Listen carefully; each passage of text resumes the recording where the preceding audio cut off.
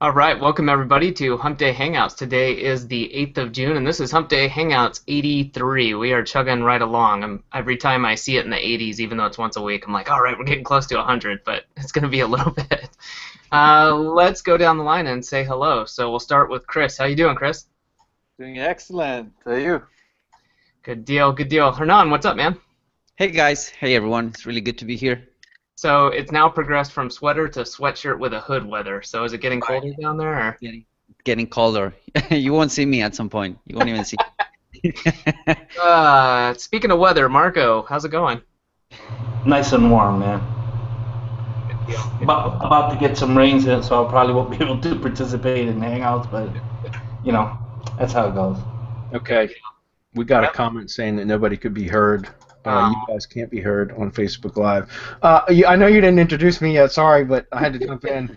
We're trying an experiment, guys. We're trying to do Facebook Live broadcast at the same time that we're doing the Hump Day Hangout, but it's weird because my mobile device is like pointed directly at me and showing just my face, so nobody can see the screen, and apparently other people can't hear you guys when you talk. So, anyways, that's some behind-the-scenes stuff. Hey, guys, everybody. How Bradley's doing. So. Well, let's just go through. I got a couple announcements real quick, and then we'll get rolling. So, the first one I wanted to share was if you're in IFTTT SEO Academy 2.0, we wanted to let you know you can submit your video case studies and share the results. I'm going to put the URL in here, or if Hernan, if you've got that handy, I actually think I chopped it off when I copied it. But we just wanted to let you guys know that there's some opportunities there for some pretty cool stuff. We're gonna say that, but so V2 members, you got the opportunity there to get some awesome stuff, and we'll be talking more about that. So Hernan, I'll drop the link if you're in there. By all means, go check it out. And all we're looking for is some short videos. You know, good quality, guys. Don't be doing some selfie 240p resolution stuff. But I mean, it doesn't have to be professional recording quality, right? About 2 minutes, maybe 2 to 10 minutes. And there's a variety of stuff you can do. So what we're doing basically, though, in a nutshell, is we're going to be going through and choosing the best each month for a free month of the MasterMind access. Okay, so pretty cool stuff. Chuck Norris approved. All right. And then one other one. So this is for everybody, whether you're a member of our groups or not.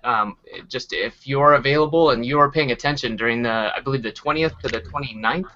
Of June, we're going to be having a contest that we'll be talking more about next week, but just keep your eyes and ears open for that. We're going to be giving away some awesome prizes, including yearly access to some of our memberships, as well as some cool, well, they're freedom journals. And I don't know, Hernan, what you'd want to describe them as, like kind of personal accelerator type of books, like yeah, you could say so. Yeah, it's kind of something that will allow you to, let's put it this way, to achieve your objectives faster and keep you on track. It's a 100-day journal, so I think it's pretty cool. And we're giving away that with a bunch of other goodies, so stay tuned because it's going to be good. Awesome. Cool. Yeah, and I've got them. I'll have to post a picture soon. I've got them. They're actually sitting in a box in the closet right now. It's kind of sad, but I've got one on my desk. So, all right, that's all I've got. Do you guys got anything? No, as far as I know, we can get into questions. All right. Well, I was going to say, I guess it's too late, but I'll go ahead and say it. If you missed out on the presentation of the webinar Marco did on Monday, that was awesome. And then we did end up having a replay up for 24 hours, but I guess I think that's probably over by now. So. Yeah. Yeah. Well, we might end up opening up those webinars again, and if we polish them up and package them properly, but we haven't decided that yet. So if we do, we'll make sure we let you guys know. Awesome. All right, let's get to it. Let's get into it. All right, I'm going to grab the screen and lock it onto me. Make sure you guys are seeing everything all right. Are we good? Yes. Okay, cool.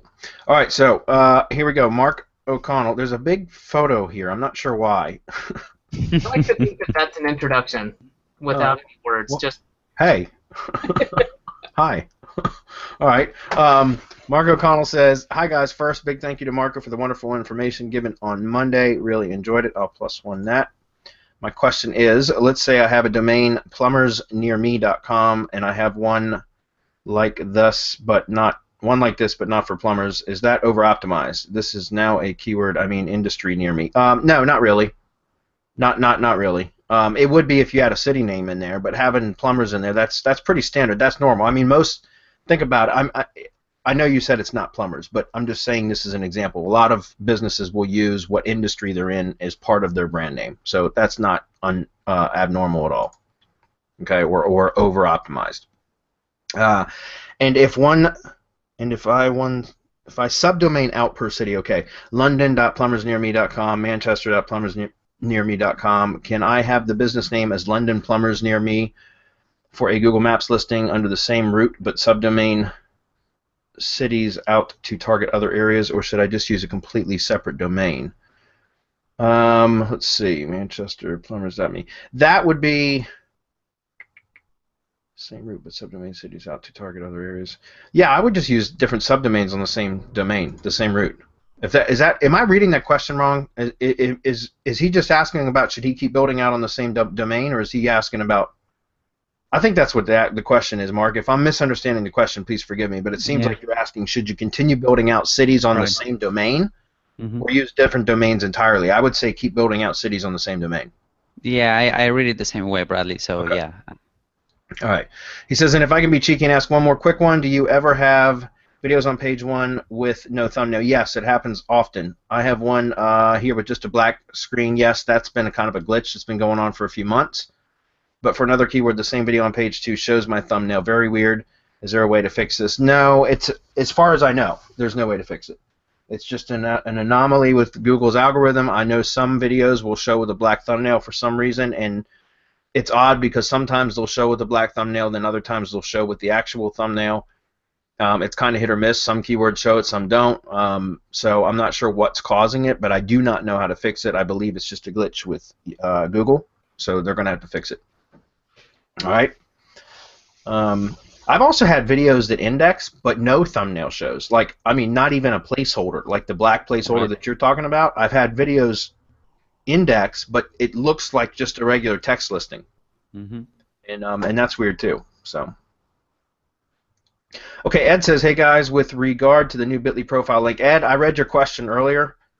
I'm assuming you're not in IFTTT V2 or SEO Academy V2, because if you were, we did an update webinar on Bitly already, and go check the update section of the members area, and there's a video about that. There's a video in the update section as well as during the update webinar that we did. So there's actually, it's been mentioned twice already. Bitly sunsetted their public profile pages, guys. It's not a big deal. I mean, it just means you just don't add a Bitly profile link in with all your other links when you're interlinking properties. That's all. You still use Bitly. Excuse me. You just don't have a profile link anymore. That's all. Right. And what I wanted to add to that is that Bitly will still turn your 301s into 302s if you spam them. That's still the case.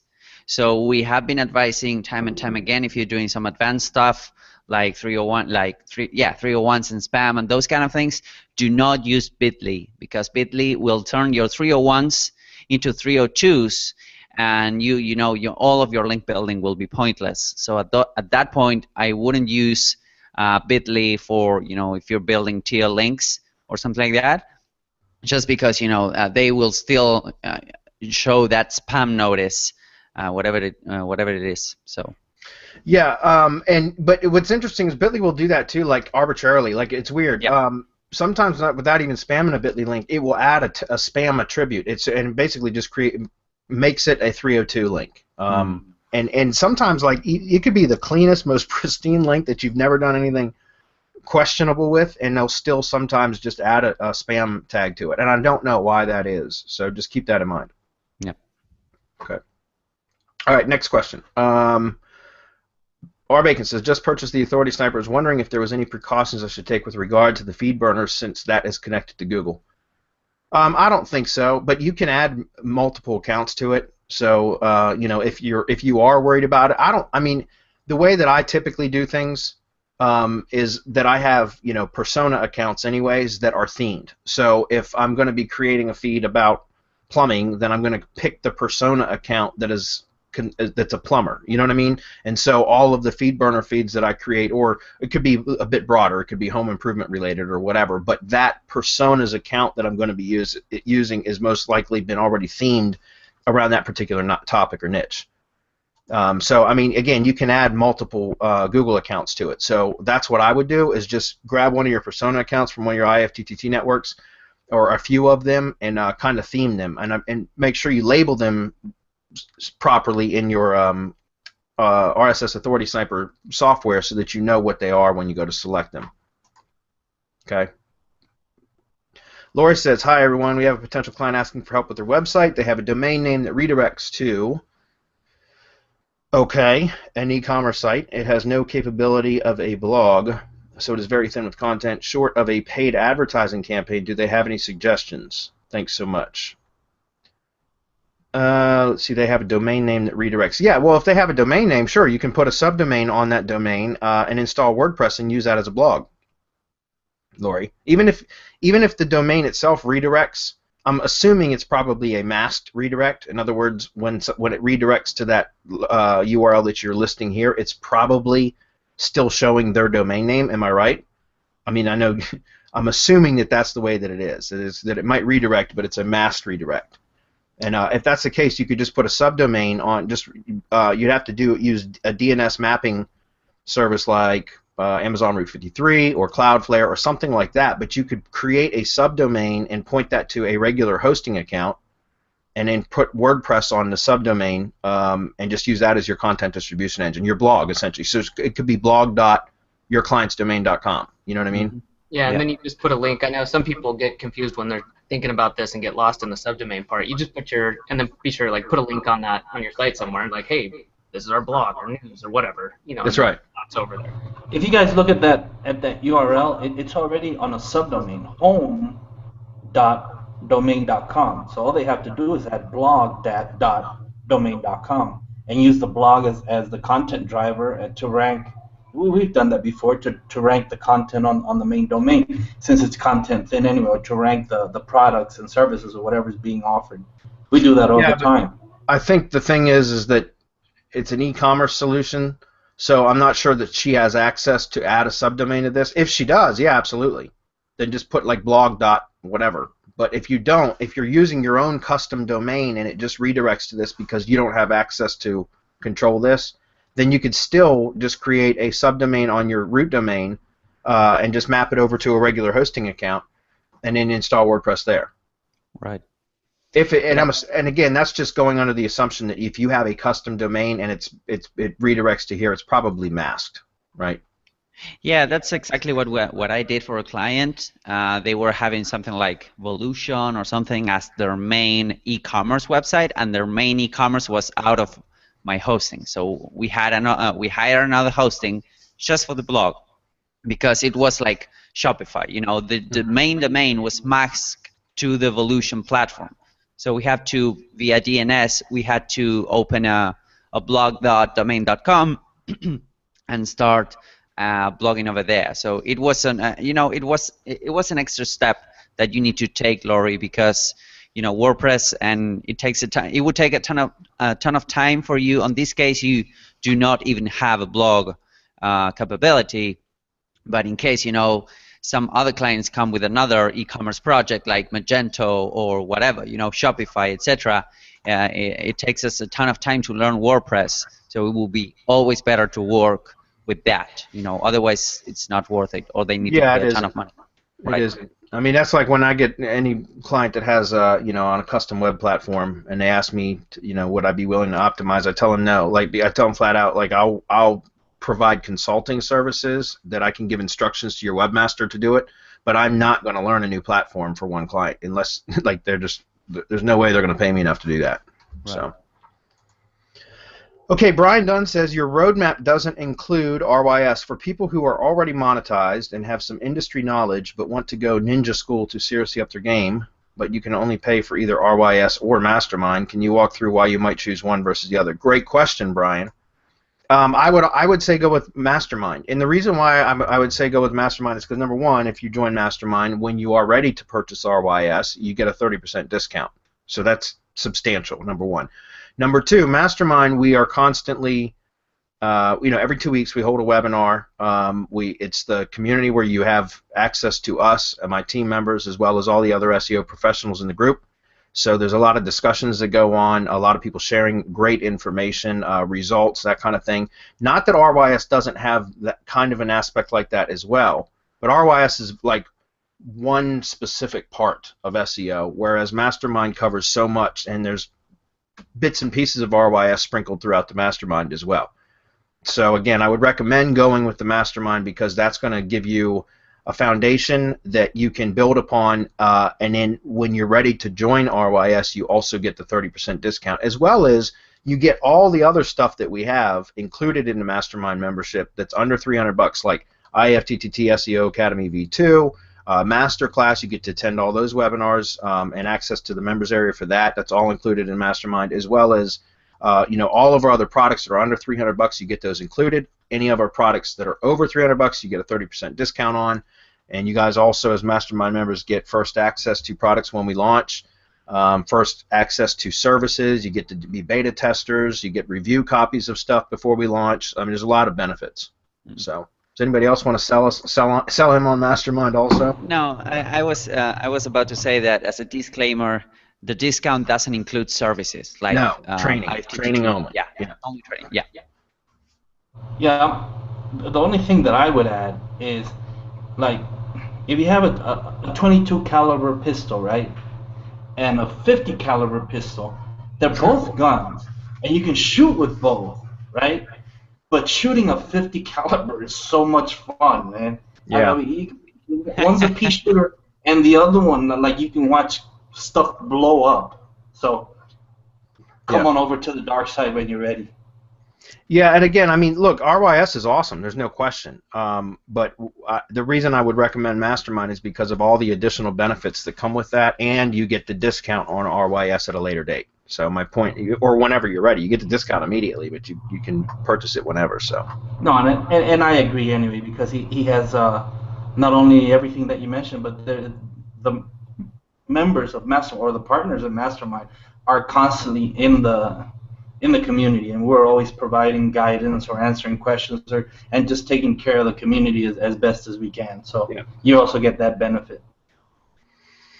Jenny says, "Afternoon, gentlemen. Thank you all for your hard work in these Hangouts. I will +1 that. What do you guys use for SEO task management? Any favorite apps or workflow for outsourcers and the like?" Oh, Adam's pinging me. Cameraman. Oh, sorry. I got distracted with Facebook Live this time, guys. Okay, so now it should be a bigger video. Okay, SEO task management. No, you know what? I've always used, well, for a long time now, about 2 years now, I've been using Trello for training. But recently, within about the last 4 or 5 weeks now, I've been using an app called Flow, which is like, I should show a demonstration of it real quick. It's freaking fabulous. It's going to be highlighted in that new training course that's launching at the end of this month called Outsource Kingpin. We're talking about that a lot, but I've been using, it's not necessarily an SEO task management tool. It's a workforce management app, and it's really, really cool. And the reason why is any of you that haven't done Trello yet, haven't used Trello, I think it's great for training, like when you're creating working procedures for specific tasks. Okay, and if you guys aren't familiar with what I mean by working procedures, that's where you take a task and you document how to do it, both in video and with written out or documented steps, like linear steps, step by step, step 1, step 2, step 3, in order to complete that task. And so with Trello, I would put tasks into Trello boards that would have the step-by-step process. But it was hard to organize the tasks into higher-level projects. At least I found it difficult to. So I find Trello to be awesome for just teaching the working procedures for a particular task. Does that make sense? However, Flow, let me the screen is grabbed. Let me show this to you guys real quick. It's I think it's called getflow.com is the name of the. It's a paid app though. That's the difference. Just so you guys know. Oops. Let's go here. I'll log in and just show you guys. I started using this about 4 or 5 weeks ago with one of the teams that I'm working on, the ATM site building team.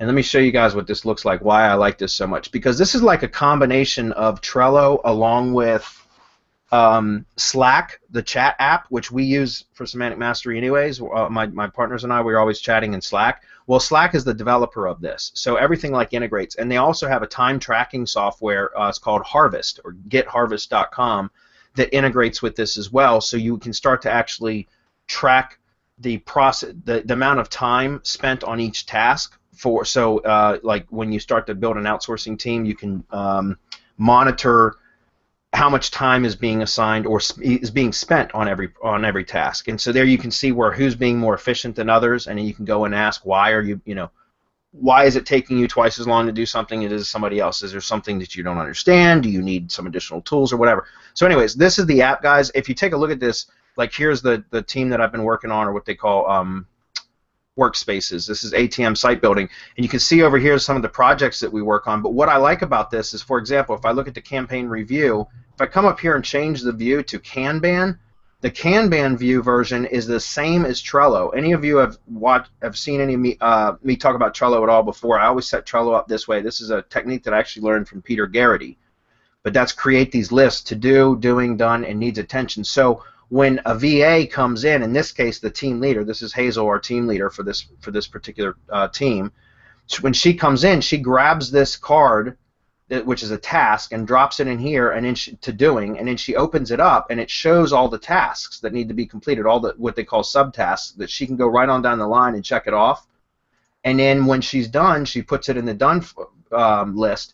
If something happens and she's unable to complete the entire task, and let's say that she gets down to this point and she gets stuck, then she can drag this over to needs attention, and I'm subscribed to this board, so that when something gets dumped into the needs attention list, I get notified of it, and I can come open it up, and she can actually leave a comment if she wants in the actual task. Let me close this and you'll see it. She can leave comments and say why she had to stop at that particular subtask, and then I can go resolve the issue for her, give her assistance, whatever, and then drag it back over to do once I've resolved the issue, and she can bring it back to and work on it again. So this isn't necessarily an SEO-specific work management app, and hopefully, Jenny, that you weren't asking specifically about an SEO management app, but this one itself, I think, is Flow is really, really cool. It is paid app. Trello is free, but Trello, I think, is much more difficult to organize stuff into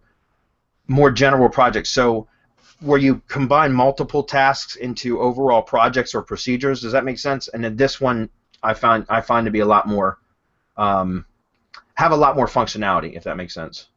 So I don't know. Hopefully you guys found this interesting. I'm going to be transitioning, trying to bring in most of all my working procedures into the Flow and using it. We're paying for it right now. It's like, I don't know, it's like $59 a month, I think, for up to 10 team members, or 10 sub accounts or whatever it is. So it's very valuable though, guys. I found this to be one of the easiest ways to manage a team, and I just started using it like 4 or 5 weeks ago.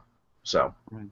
What's good about this is that you can, it's not exclusively for SEO, and it will help you a ton. Yeah, I mean, I've been using Trello for a while now, but what's good about this kind of project management or task management is that you will need to go through the hard work of actually splicing or kind of dividing your main task into little tasks for your VAs. You know what I mean?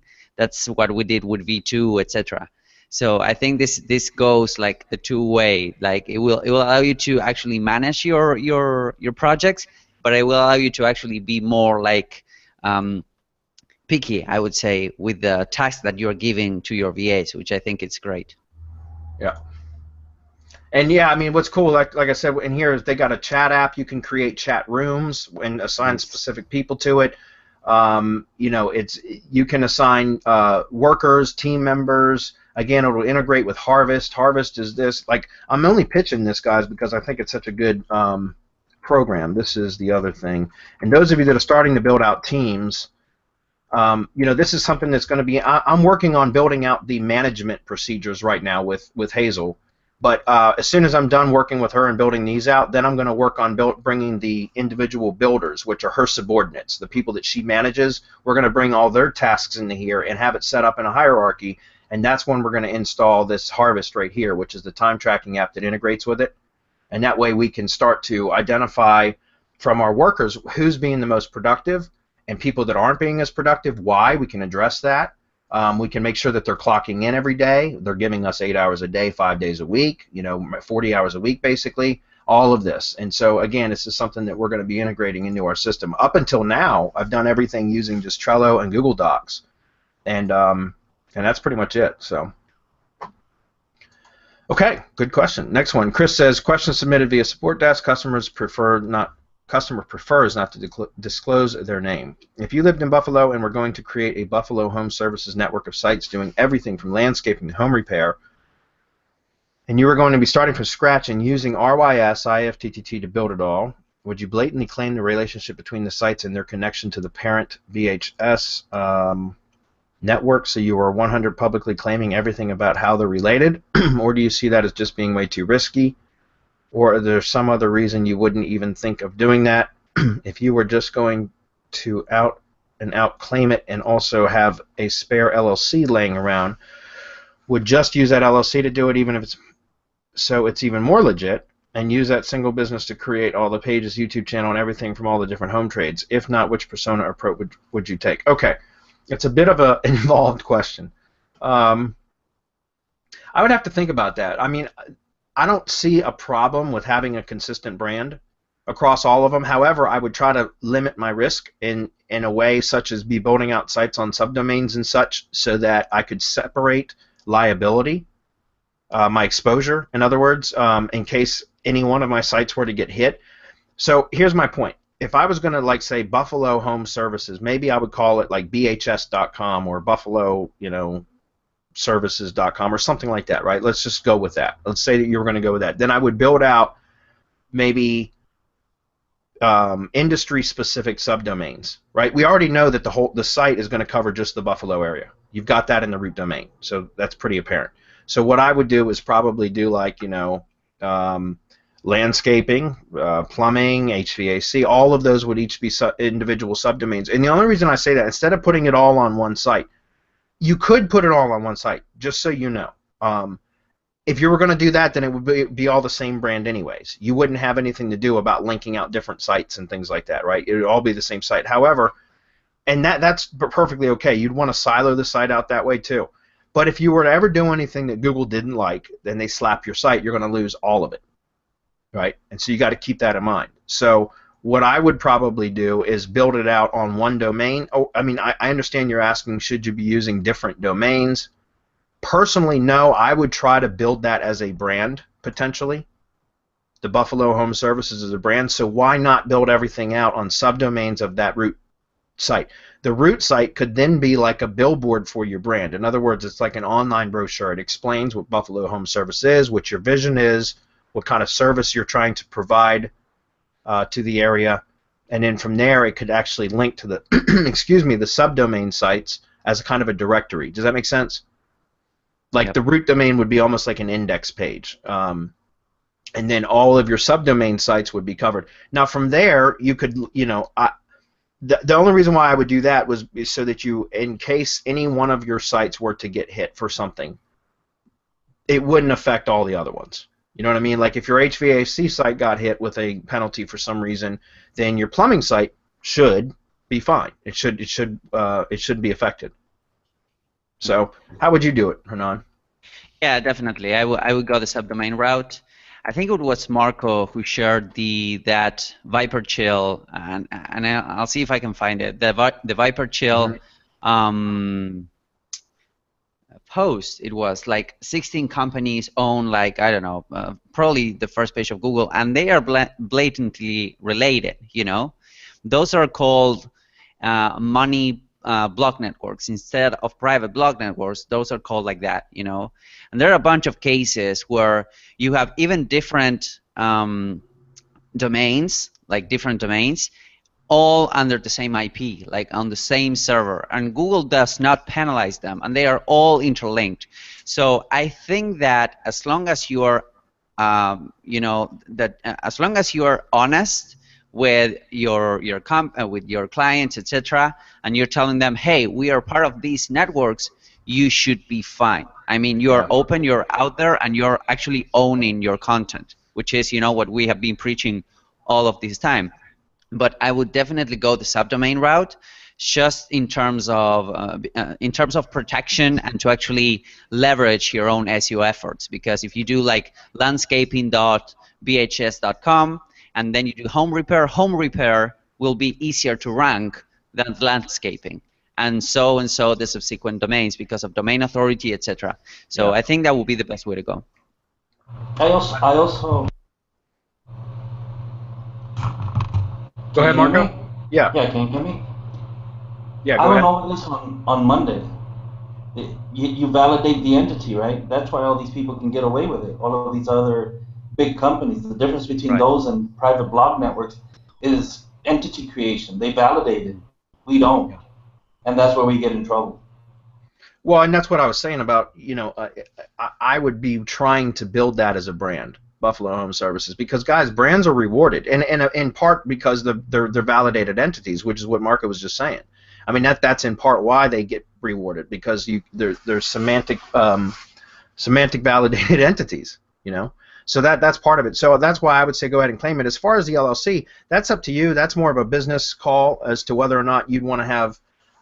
You know, if you're going to be building out a large network of sites all around that particular brand, then it would make sense to have a separate entity specifically for that business, for Buffalo Home Services. I mean, for example, guys, you guys know I run a ton of lead gen sites.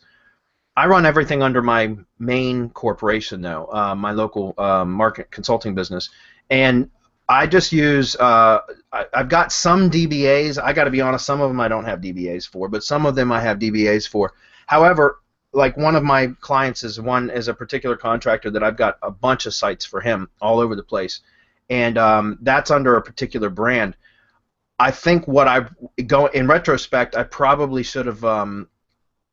We probably should have created a separate corporation for that, because I do a ton of lead gen stuff for him, and we do equity share anyways, and there's some benefits to having a separate entity for that one particular business because we have such a network of sites all from that same business. I don't know if that makes sense, but what I'm saying is I've got things underneath my main corporate marketing account that are in like the home services industry, a lot of different sites like that, and I think for the larger sites, the larger projects that I work on that cover multiple sites, that should almost be its own entity for accounting purposes.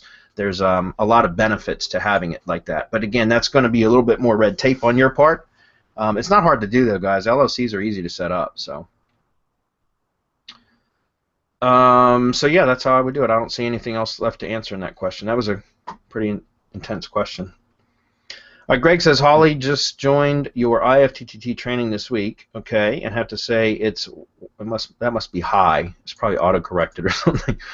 Just joined your IFTTT training this week and have to say it's one of the most organized courses I've ever seen, and I've seen many over the years. Good job. +1 that. Thanks, Greg. Boom. Appreciate that. Kevin says, hey guys, have a few questions about setting up networks. Do we only use one USA proxy per network per business, which accounts absolutely need to be phone verified, and if any ever need to be re-verified, does the number need to work to receive re-verify messages, or do I need to paste the phone numbers to re-verify? What's the best way to manage a client not being able to sign into an account to bind their IP, or client signs in from multiple different IPs? Thanks as always. Okay, couple questions. One USA per proxy per network per business. No, you don't have to do that, man, because you'd need a lot of unique proxies then. You only need one proxy. You don't need to use any proxies if you're only creating a handful of accounts, guys. Like for example, the Get It Done network that I created for the IFTTT V2 training, I created that under my own IP. I showed how to use proxies because I don't build a whole lot of networks anymore. I have VAs that do that for me. However, if I was building a bunch of networks, I would definitely be using IP or proxies. I just don't need them because I don't build them very often anymore. So, you know, if I build one network every 3 months, then I can create it under my own IP. It's not an issue. So, Kevin, if you're building a bunch of networks, let's say that you just had 5 proxies, dedicated proxies. Then on Monday you build network with proxy 1, Tuesday proxy 2, all the way through. When you get to the following Monday, you go back to proxy 1 again.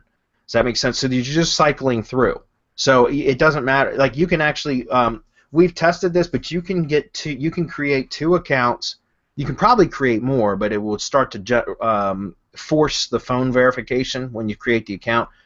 You can get away with creating 2 accounts per IP in a 24-hour period.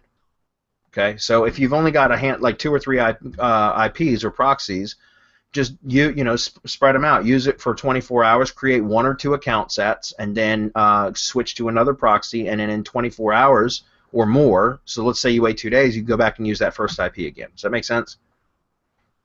All right. As far as the phone numbers, what we do is when we create the accounts, we take the phone number and copy it and paste it into the spreadsheet, our account workbook. Okay. Then if we go to sign in the account and Google re-verify or triggers the re-verification, which happens, excuse me, from time to time, most of the time all it's going to ask you to do is paste the number in that was used when you created the account. So you can just copy that phone number out of your spreadsheet, paste it in, and it'll unlock your account. The other thing that you can do is create the page login, which is what I recommend, and that's why it's part of the process of the IFTTT when we create the accounts and everything, is to create a Google page login. But guys, by the way, all these sign-in issues we're talking about pretty much are exclusive to Google. Like I don't have sign-in issues with any of the other accounts. It's just Google that this happens. So just keep that in mind. So when I'm talking about a page login, I'm talking about creating a Google Plus page login and logging in and doing everything through that, because that doesn't trigger phone verification. If you have the page login details, you won't get verification issues. But you do get verification issues if you try to log into a profile, which is a main Google account, from a foreign IP. And what I mean by foreign is I mean unrecognized, an unrecognized IP. Okay. So also sometimes if it triggers a re-verification and it doesn't give you the option to paste the phone number in that you used when you created the account, then it will ask you to put a new phone number in and verify that you're human. So, and it'll be a text message. And just so you guys know, we've been having trouble recently, even in with our Philippines VAs, being able to phone verify accounts using SIM cards. So, and I know that other people have had issues with like call fire numbers not working anymore. I know burner numbers are still working for Google, but that's probably those days are numbered probably as well. They're getting much better at being able to determine whether they're burner phone numbers or throwaway phone numbers or not, guys. So just keep that in mind. I actually started buying phone verified Gmail accounts now, and that's what our VAs are actually using now as well, because we're having difficulty phone verifying Google accounts the way that we had been. So you can always buy phone verified accounts as well, is what I'm saying. All right. And the provider that I'm using for that is listed in the IFTTT SEO Academy training, so you can buy them from him. Hump Day Inception, I love that. Okay. DC Glenn. Oh, this is tag team back again. Whoop, there it is. All right, cool. What is the latest anchor text rules when it comes to building web pages? If too broad a question, what not to do when building anchor text? Just don't hammer away on exact match anchors mainly. Stick with mainly brand and URL anchors. What else you want to say? Longer phrases. Use questions, and questions are great for anchor text right now because that triggers the mobile and the rank brain and hummingbird. That tickles, right, Marco? It tickles those parts of the algorithm. It's the Google tickle, man. The Google tickle. There's also a great tool that I'm gonna paste on the event page that it's called Title Generator, which I have been using for some of them make sense. I mean, you just put a keyword, whether it is a noun or a verb, in them in a box, and it will generate a ton of titles that you can use to actually use them as titles, but use them as anchors as well. Yeah. From inside within your posts, whether linking internally or externally. It's a great tool. It's free. It's super simple. Some of the titles do make sense. Some of they don't. But I think it's a great tool to generate those long anchors that we wanna use to to have like a more natural anchor text inside. Yeah. And that's a great point. The other thing is, guys, you know, one of my favorite tools of all times ever is Power Suggest Pro. And this is a great tool too. Stick your keyword in there. You know, have a handful of keywords. I'm sure you already have those anyways. Use Google. You can actually use Yahoo and Amazon and Bing and everything else as well. YouTube if you want. It doesn't matter. My point is post your keyword in there, and then hit you know, go search whatever, and then it'll spit out a long list of suggested phrases from any one of the search engines that you you know, select over here. And those will give you great ideas for anchor text too, because they'll be very diverse, and it's stuff that people actually type in and search for. So those are great keywords to use. Okay, you don't have to just stick with Google either. You can get other ideas, because we're talking about just for generating anchor text, right? Keep it diverse, but it'll still have your keyword in it. So it'll be these are great terms for anchor text, guys. Okay, that's Adam yelling at me again in the Slack chat. What are the anchor text rules regarding citation descriptions? I don't know what you mean by that. Anchor text rules regarding citation descriptions. If you just mean like, what is your like keyword rules regarding citation? Like how look, with citation descriptions, I try to give it a compelling, like, consider it like a call to action, because most citation descriptions, guys, are going to be very limited in how much you can put in there. You know, a lot of times they're very short descriptions. They won't allow you more than like 500 characters, and even that sometimes that's a lot. Sometimes it's like 200, 300 characters, something like that. So usually when I'm doing citation descriptions, and I hope this is what you're asking about, DC, because maybe I'm just misinterpreting the question, but usually the citation descriptions are very little. So they don't offer a lot of room. And most of the time, obviously, I'm purchasing them from a citation building service like Loganix or Marketer Center. And they will give you a little text area that you put in the short business description. And that's what's going to be used anyways. As far as that, like, I usually just try to get the main keywords into the citation description.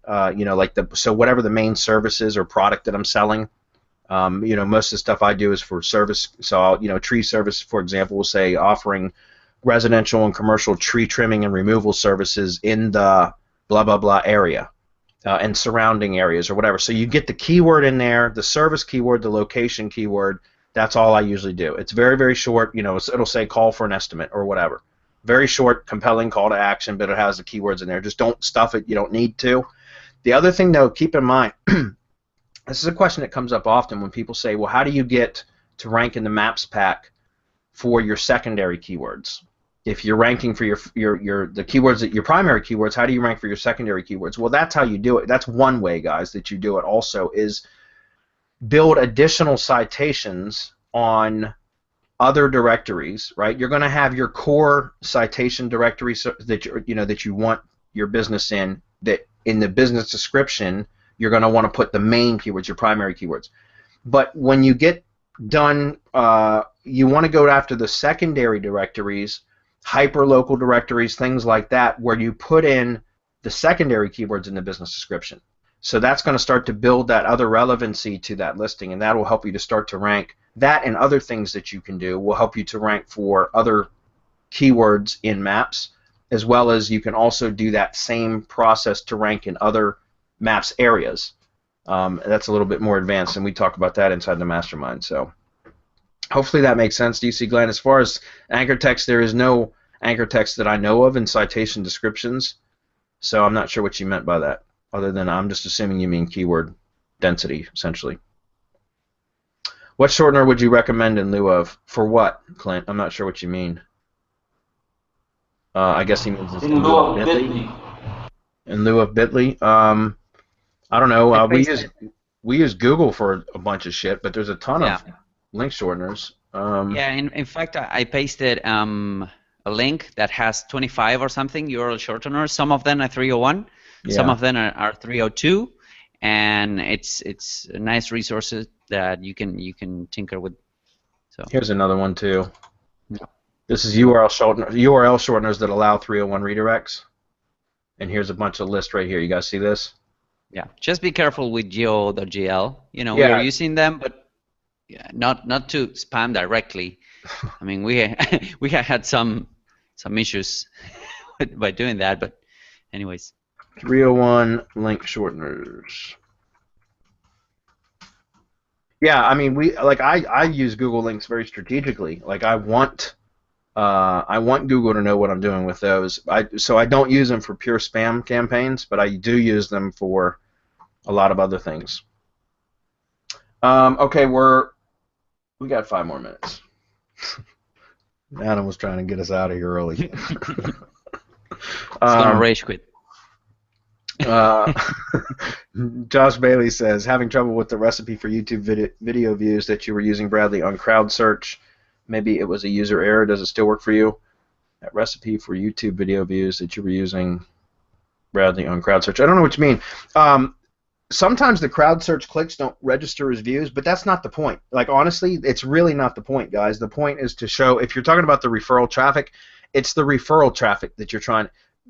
When somebody clicks onto the YouTube video link, whether it registers or a view, it doesn't matter, because YouTube is aware that there was a visitor that watched the video, and they know where they came from because they know what the referrer was, right?